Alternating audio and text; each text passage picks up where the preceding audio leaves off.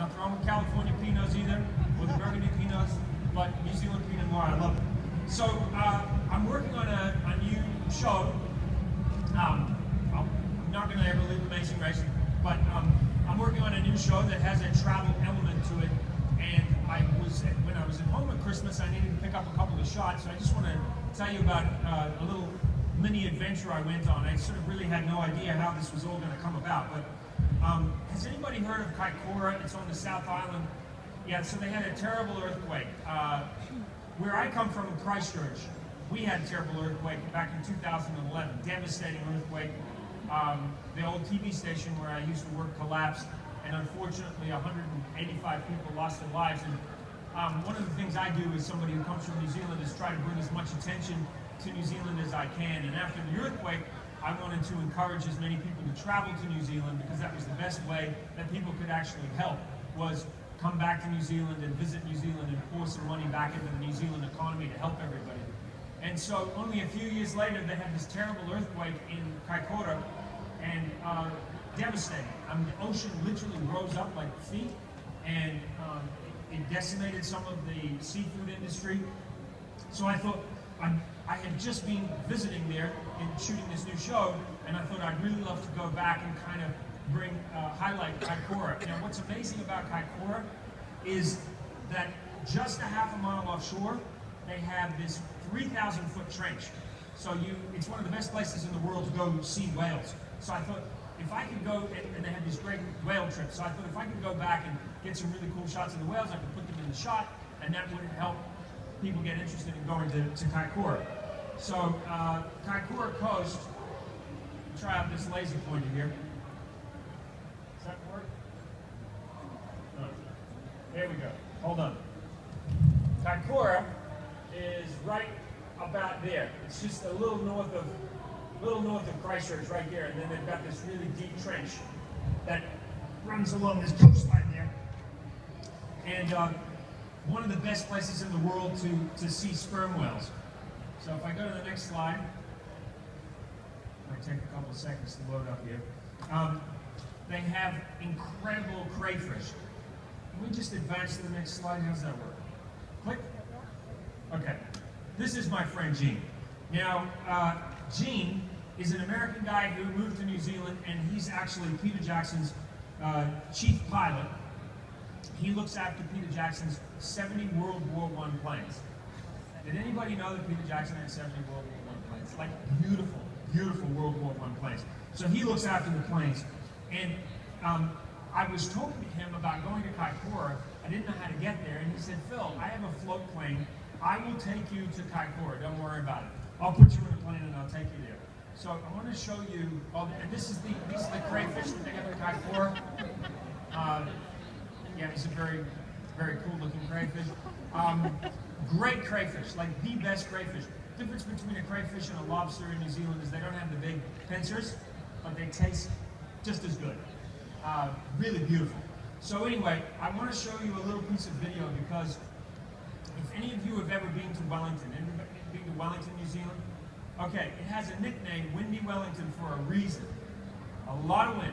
And so I said to Gene, I said, listen, I need to get from Wellington to Kaikoura. And he said, don't worry about it, I'll pick you up. I said, where are you going to pick me up? He said, I'm going to pick you up in Porirua, which is just over the hill from Wellington. I said, where? He said, just tell the Uber driver, taxi driver to take you over the hill to Porirua and you'll see me. It's like, okay. So I tell the driver, just go over the hill to Porirua. And he said, well, sir, I really need an address. I said, I don't have an address. I was just told by my friend Gene, go over the hill and we'll see him. He's like, all right. So we go over the hill, and there, right in the middle of the harbor, is my friend Gene with a float plane that he got from New York. Beautiful, big float plane. But now the wind is really, really howling. And so I just wanted to show you what it was like taking off. There's a piece of video, if we could roll that. So windy, like gusting 40 knots. And we had drifted back now from that hill. It took us 20 minutes to drift back, and I tried to shoot some video while we were taking off. Hopeless. Could not even hold on to the video. And he is holding onto the plane with one hand and the stick with the other, trying to take off. And I was like, this is not a time to like be catching up with Gene. He needs all the focus he can get. And we're taking off, and we're heading towards that big hill you saw.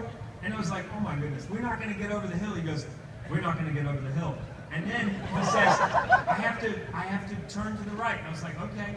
So he turns, and when he turns, the wind catches us, going right into this strong headwind. The wind catches the wing and just throws us like from here,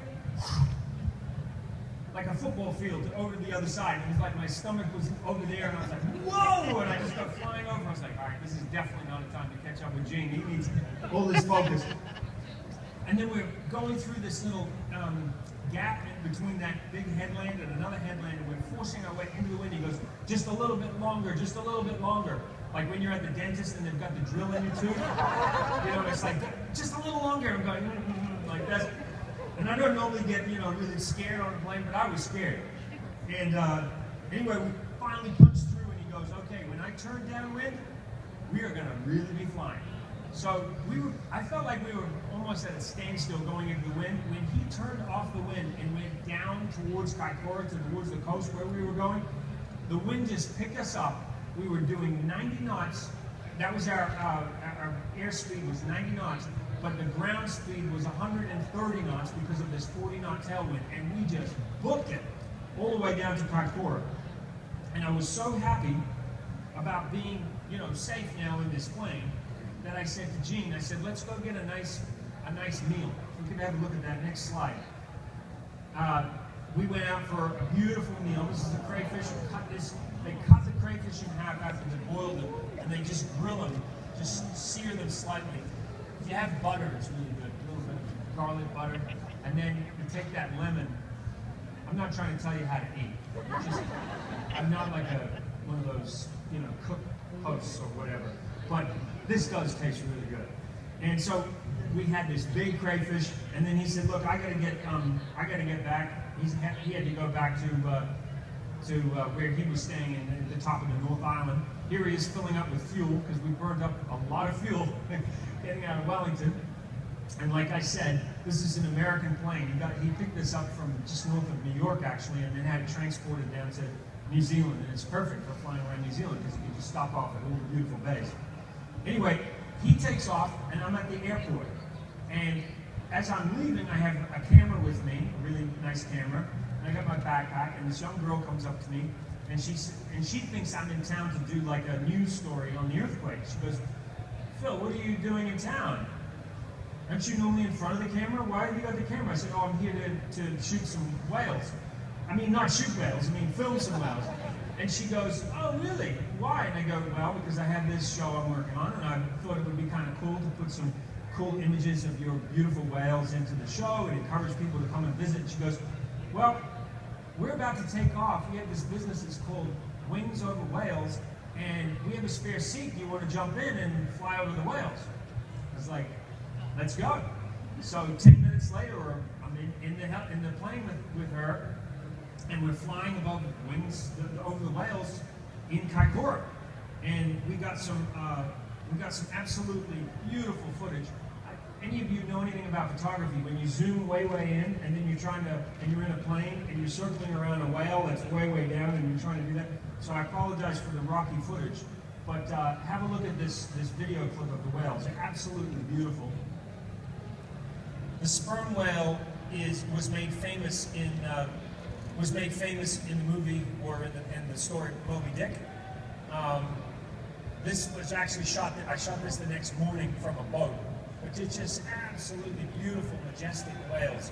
And trying to find those in the ocean is so difficult because they dive for up to 2 hours, and then they only come to the surface for about 5 minutes. So they know the pattern of each of the whales, they all have names, and they know that they only come to the surface for 5 minutes. So they time their flights with when they think the whale is going to come up, based on the pattern of how long it takes them to dive and go get food and come back up. So we got beautiful shots. And then I have another photograph of here of me with the wings over whales. Next slide. There we go. Okay. So that's a young woman that asked me to go up in the plane with her, and her husband. They own this little business. If you ever go to Kaikoura, tell them I sent you, and then I said you can get a 10% discount because I told you all that. I grew up traveling like I said, in New Zealand, it's kind of like a fait accompli. You come from New Zealand, you got to travel. I think next to Germans, we are the most traveled people, and you know, Germans travel surrounded by all these other countries, so it's kind of hard not to travel because you go over the border, you've already gone overseas, theoretically. Or if you go to England, you've gone overseas. But so I started traveling at the age of 3, and the reason I have such a messed up accent is because I've lived in so many different places in my life. So I was born in New Zealand, left when I was 3, went to Canada, spoke like a Canadian for like, I don't know, like 3-4 years. Any Canadians here? There you go, you're darn tootin'. Then I moved down to the Caribbean. Down in Antigua, they talk to West Indian accent, so I had a West Indian accent from the age of about 6 until 14, something around there. Anybody from Antigua here? Anybody from the Caribbean? You come from Antigua? You're not sure where you come from. Where? I can't quite hear you, but I'm sure it's some West Indian place. Anyway, I spoke like that until I was 14, so I was like a little white kid with a pure West Indian accent. This is me growing up in Antigua on the beach. My favorite beach, this is Long Bay, if you guys ever go to Antigua. Beautiful beach. And from a very early age, I got really interested in riding bicycles because it was a great way to see the island. So I got my first 10-speed when I was 10. And this was me riding with some of the local riders. Now, some of these guys ended up coming to California in 1984 for the 84 Olympics that rode on the track. And they used to let me hang with them, and I could barely get my leg over the bar on the bike. It was a small size, but I was very small. And the guy with the holes in his shirt, he used to let me hang on the back of the seat of his bike so I could get up the hills. He looked after me. And yeah, I used to cycle for hours and hours and hours. I just love riding bicycles, and I love meeting people. A few years ago, I actually rode across America. I don't know if you guys remember that. I was raising money for MS. This young man remembers, thank you. So I set out from Santa Monica, California, and I rode to New York. And by the time we got to New York, we'd raised $400,000. And by the time we made a little film about this ride, we raised over $1 million for MS. I think I have a little video clip of the ride. You have another video clip? Try that one. 1,000 miles. Only a few thousand to go. And a lot of mountains.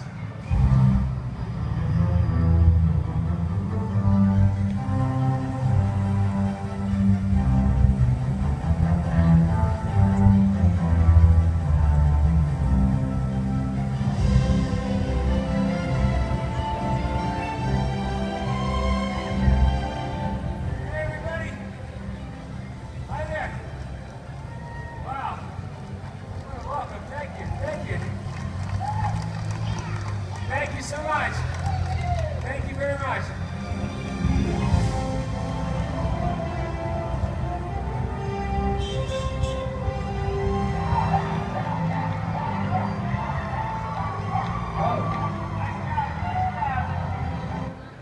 Anybody ever been to Pagosa Springs before?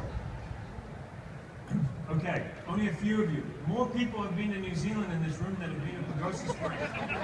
That's crazy. All right, Pagosa Springs is a real gem.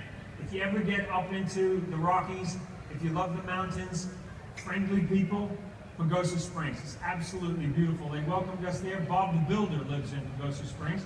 And Bob the Builder actually let us stay in his house when we went to Pagosa Springs. A few years ago, I found this amazing book about the first English-speaking team to ride in the Tour de France. I always wanted to ride in the Tour de France. I wanted to race in the Tour de France.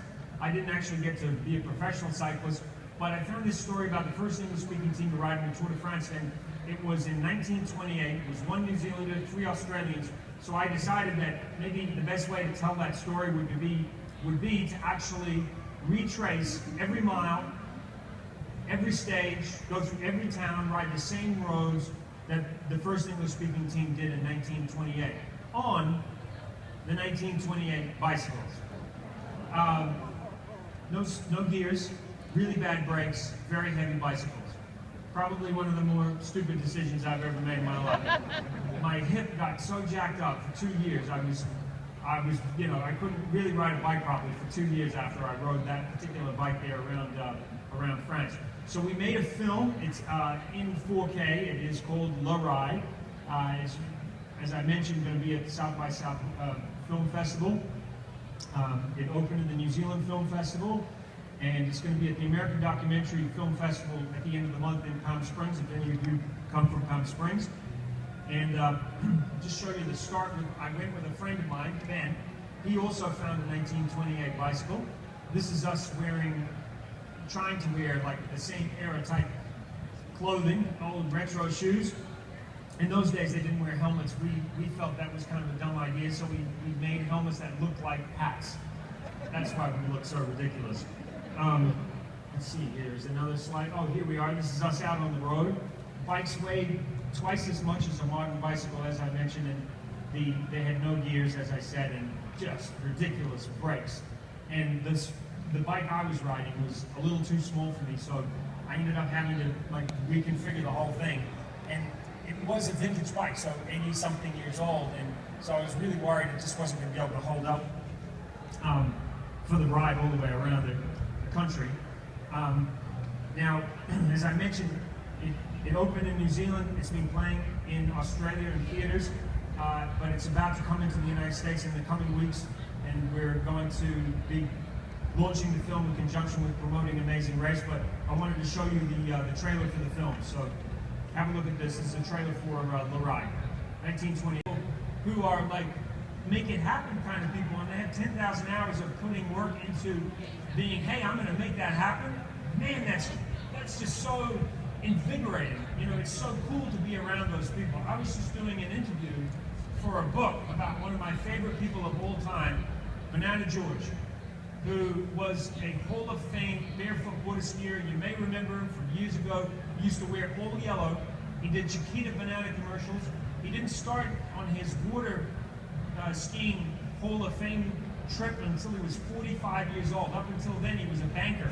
But at 45, he turned his whole life around, and he became this crazy adventurer.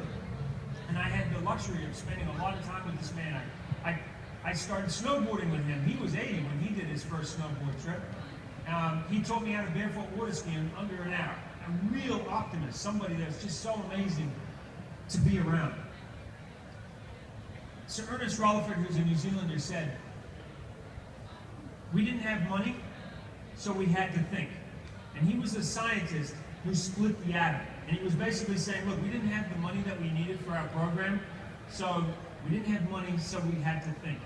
And I love that, because for those of you who have traveled before, you know some of the most resourceful people in the world are the people that have the least. Why? Because they can't just reach into their wallet and fix something, buy a fix, basically. Show, my boss said, I just need interesting stories. I said, I got an interesting one for you. We're going to find out how many people it takes to change a light bulb on the Verrazano Bridge.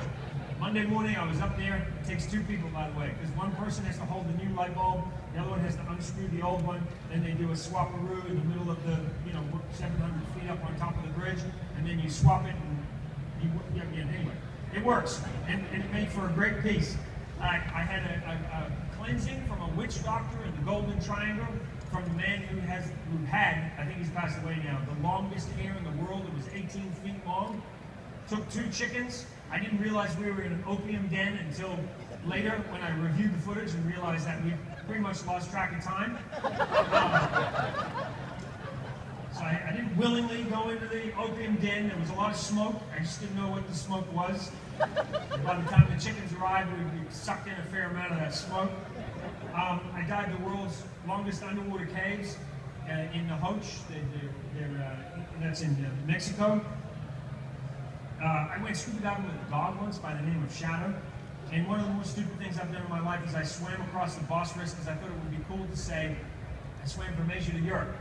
Dumb idea, really dumb. It's only a mile across the Bosphorus.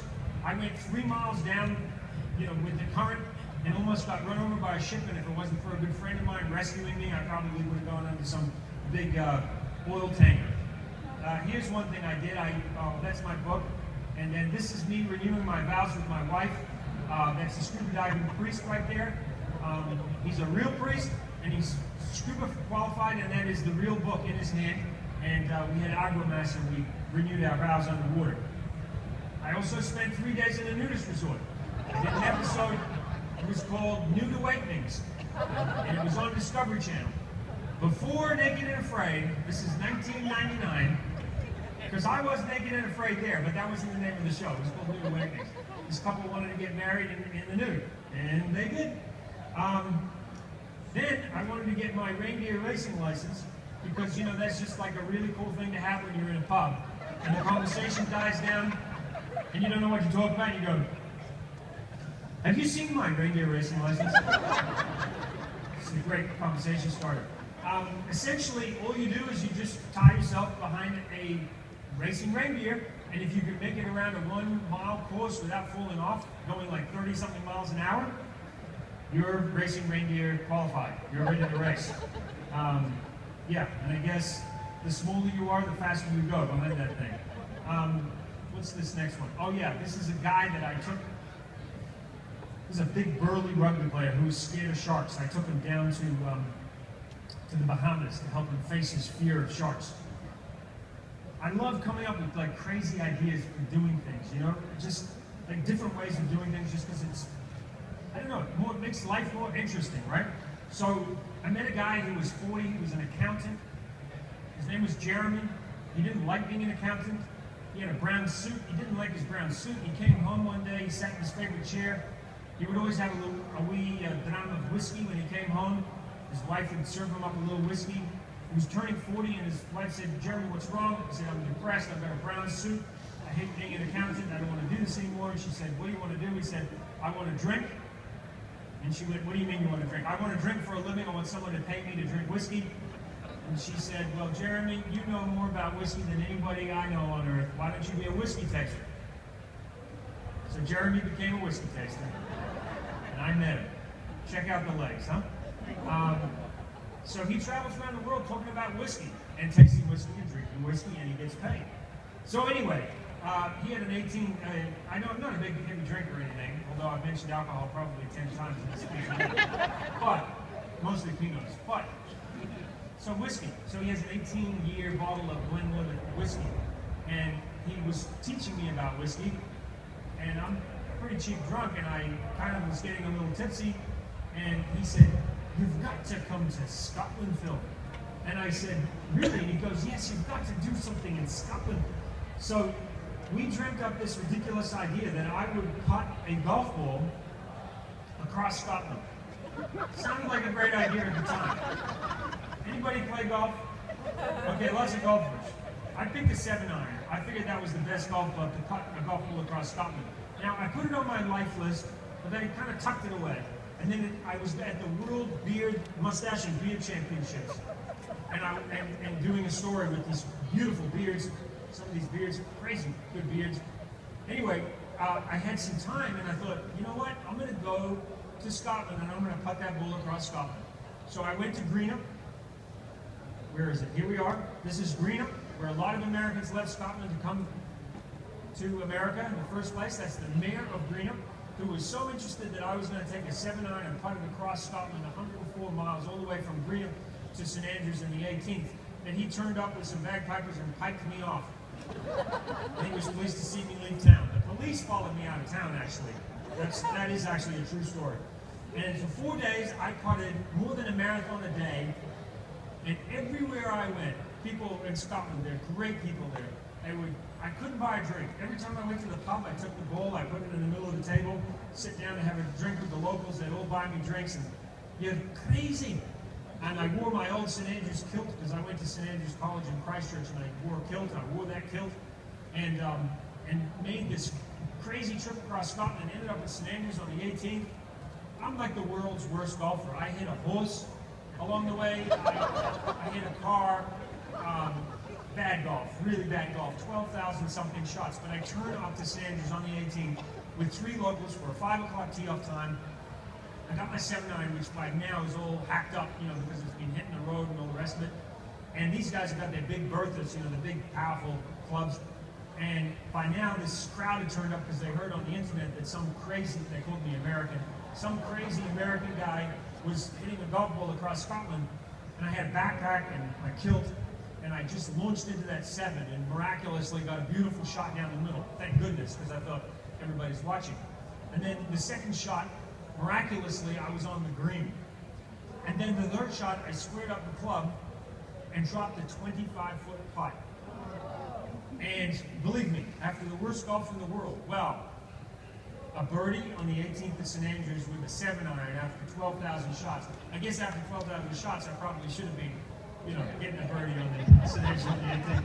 But if you go to the Dunvegan pub today, you'll see the ball and the club, and a little write-up about some crazy American guy.